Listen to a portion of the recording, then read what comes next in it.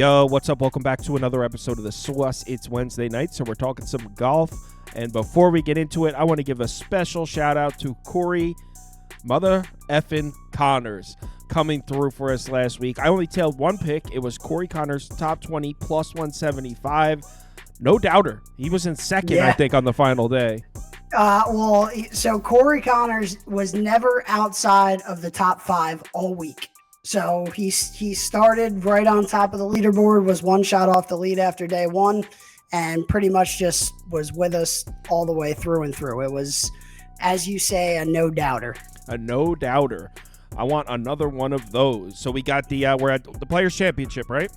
Yeah, the Players Championship at TPC Sawgrass. This is big one. The 5th major. Yeah, it's a biggie. It's the Players. Obviously, it's called the Players for a reason. It's one of their tournaments on the PGA Tour. They have it circled on their calendar every year. So it's a absolutely loaded field. Everybody who's anybody's playing in it.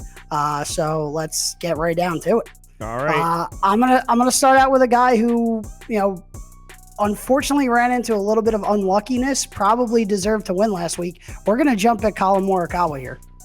Collin Morikawa. Let's see. Collin. Where's Collin? There we go. Collin, top 20 finish, minus 130. It actually changed. So when I was looking at odds yesterday, I had it at minus 140.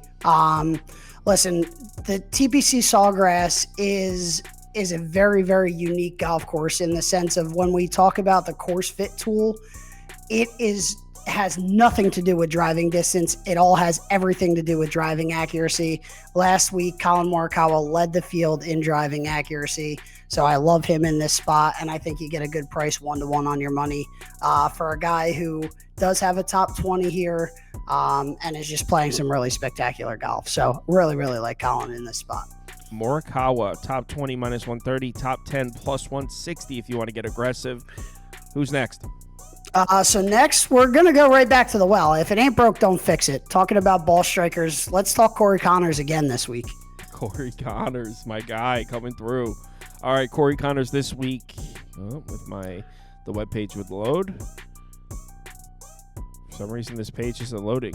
I don't know what Corey Connors is. It's not loading. Little bit of a loaded field. I did a little research for you. Plus 220 is where I had him. Yep, I have Bet365 has him plus 210 for top 20. Okay.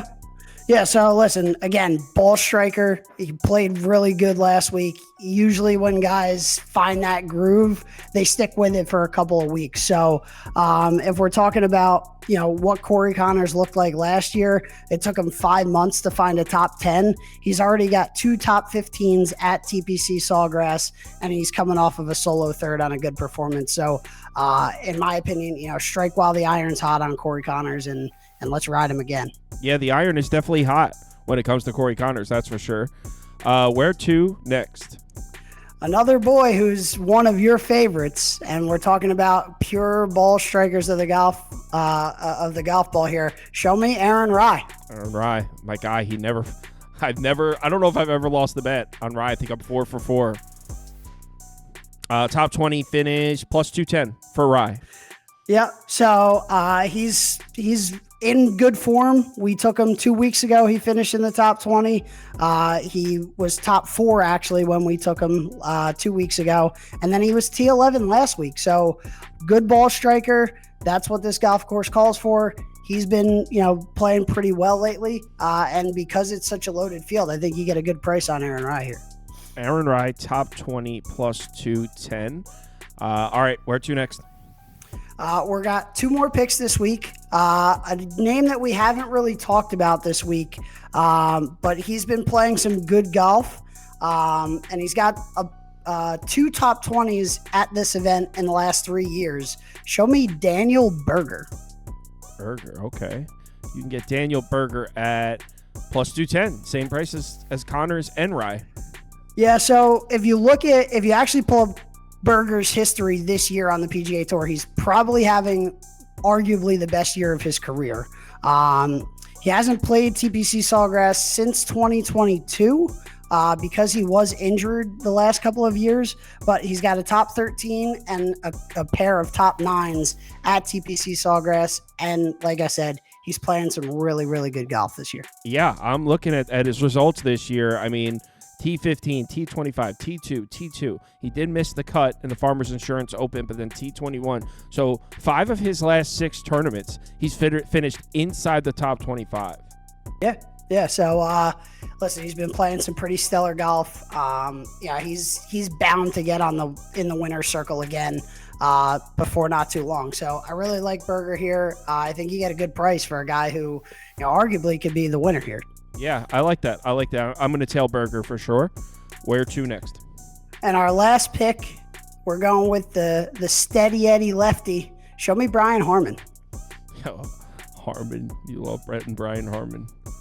We got top 20 plus 350. So you can go top 40 plus 130 here. So this is definitely a little bit of a long shot or a long shot play. But let me just rattle off some numbers for you at TPC Sawgrass for Brian Harman. He's got 3 top 10s in his last 5 appearances at TPC Sawgrass.